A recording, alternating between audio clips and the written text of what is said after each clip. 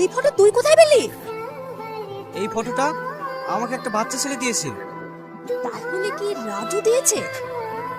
হ্যাঁ মা। এই ফটো ফেলে দিগা। আফজাল যদি জানতে পারে বাচ্চাটা তোর কাছে এসেছিল, তাহলে আমাদের সবাইকে শেষ করে দেবে। ওরা এলাকা তছনছ করে খুঁজে বেড়াচ্ছে বাচ্চাটাকে। কেন মা? ও হলো রাজবাড়ির ছেলে, আর রাজুর মা হলো ওই বাড়িরই ছোট বউ। তখন আমি ওই বাড়িতে কাজ করতাম। এই ওষুধগুলো খেলি?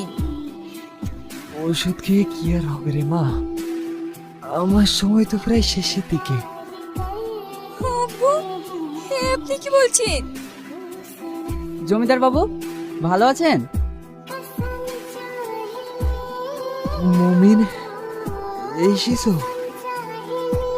আমি তোমার কথাই ভাবছিলাম। দাও, আমার বৌমাকে সব বুঝিয়ে দাও। আপনার শ্বশুরের যা স্থাবর অস্থাবর যত সয় সম্পত্তি ছিল সমস্ত আপনার নামে লিখে দিয়েছি। জমিদার বাবু এখানে একটা সই করে দিন। হ্যাঁ দাও। আব্বু, এসবের কি দরকার ছিল? ছিল রে মা, দরকার ছিল। সাদিক মরে যাওয়ার পর আফজালের যা চলাফেরা, ও যা অশৃঙ্খল ছেলে, আমি মরে যাওয়ার পর আমার দাদু ভাইকে তোমাকে এবার তো 1 ঘন্টাও লাগবে না, তাই আমি এটা করতে বাধ্য হয়েছি রে মা। আব্বা, তুমি এত বড় কাজটা করতে পারলে? আমি তোমার ছেলে নয়? তোমার ছোট ছেলে মারা গেছে বলে এতগুলো সয় সম্পত্তি একটা পরে মেয়ের নাম লিখে দিলে? তুই কাকে পর বলছিস? ও তো আমার মেয়ের মতো, ও আছে বলে এই জমিদারিটা টিকে আছে।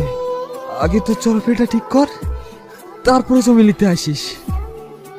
ঠিক আছে, তোমার বৌমা যে জমিদারি কতদিন আগলে রাখে সেটাও আমি দেখছি। এ তুই কি বললি?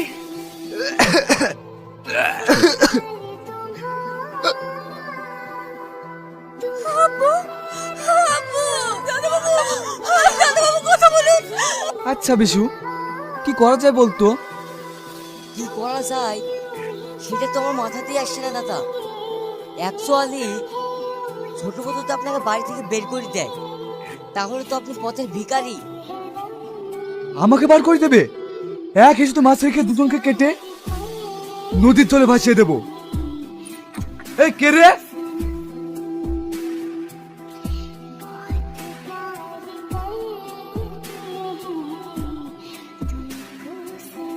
ধরে কে?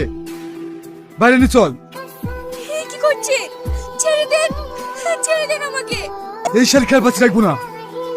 থামেন দাদা বাবু, ওকে মেরে দিলে সমস্ত সম্পত্তির মালিক হবে ওর ছেলে, এতে আপনার কি লাভ হবে? তুই একদম ঠিক বলেছিস।